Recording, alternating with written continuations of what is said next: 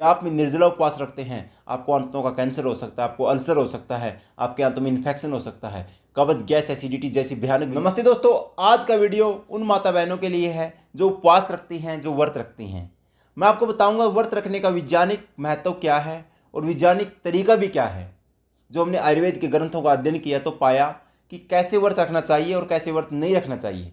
देखिए दोस्तों, 2 या 3 दिन बाद आपको पता है करवा चौथ के नाम से एक त्यौहार आ रहा है। इस दिन माता बहनें व्रत रखती हैं और लंबे समय तक वो न ही पानी पीती हैं, न ही भोजन ग्रहण करती हैं। एक तरीके से कह सकते हैं वो बिल्कुल निर्जला उपवास रखती हैं। तो इसके लिए हम बात करेंगे आयुर्वेद के आधार पर। पहले बात करते हैं क्या आयुर्वेद में निर्जला उपवास रखने की इजाज़त है या मनाही है या नहीं है, क्या है उस बारे में बताता हूँ मैं आपको। उससे पहले आप ऐसे समझिए, हमारे शरीर के अंदर तेजाब भी होती है, एसिड होते हैं। जैसे साइंस की भाषा में कहें, 2 एसिड है, HCl HDl। इन दोनों एसिड की अगर हमारे शरीर में नहीं बनेंगे तो हमारे शरीर को नुकसान होगा, क्योंकि भोजन इससे डाइजेस्ट नहीं हो पाएगा, इनके बिना भोजन पच नहीं पाएगा। वहीं पे जिस दिन हम उपवास रखते हैं, पानी नहीं पीते, भोजन नहीं खाते, तो ये जो एसिड है ज़्यादा मात्रा में बनते हैं। यदि हम बार बार पानी पिएंगे तो ये बाथरूम के माध्यम से डाइल्यूट होते रहेंगे, पेशाब के माध्यम से बाहर निकल जाएंगे। अगर ये जिस दिन हमने कुछ नहीं खाया तो ज़्यादा बनेंगे, और ज़्यादा बनेंगे तो हमारे शरीर के अंदर अल्सर पैदा करेंगे। अल्सर आंतों का कैंसर को कहते हैं।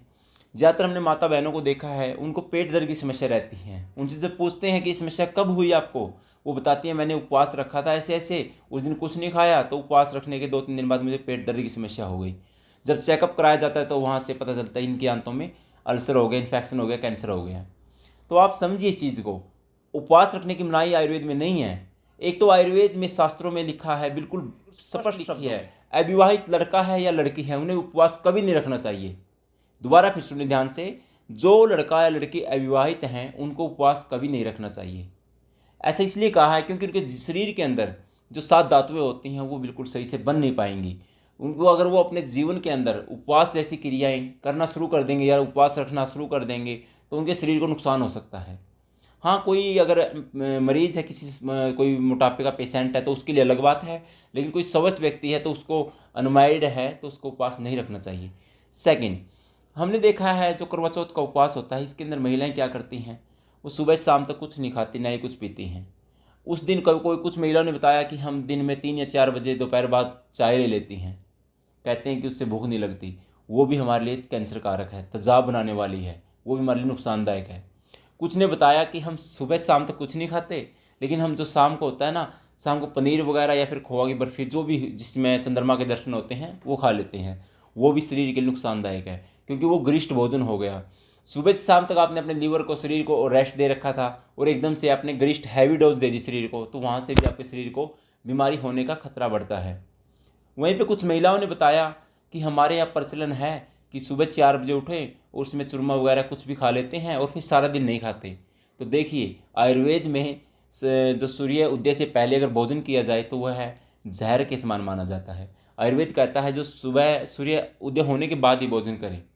लेकिन मैं आपको बताना चाहता हूँ, हमारे ऋषि मुनियों को द्वारा बताया हुआ ज्ञान आज विलुप्त हो रहा है, लोगों को उस पर विश्वास ही नहीं है। मैं सुरेश आर्य आपसे एक निवेदन करना चाहता हूँ, मेरी हाथ जोड़ के आपसे विनती है, इस करवा चौथ पर आप निर्जला उपवास बिल्कुल मत रखिए।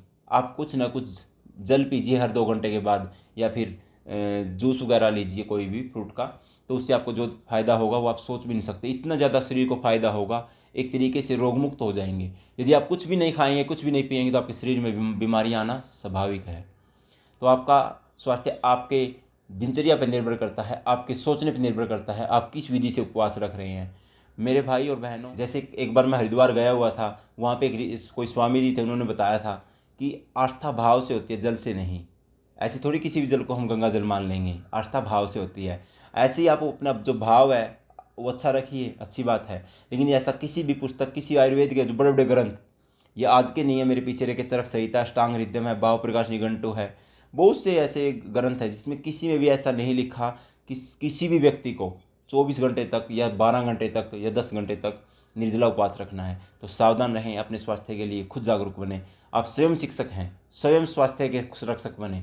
धन्यवाद।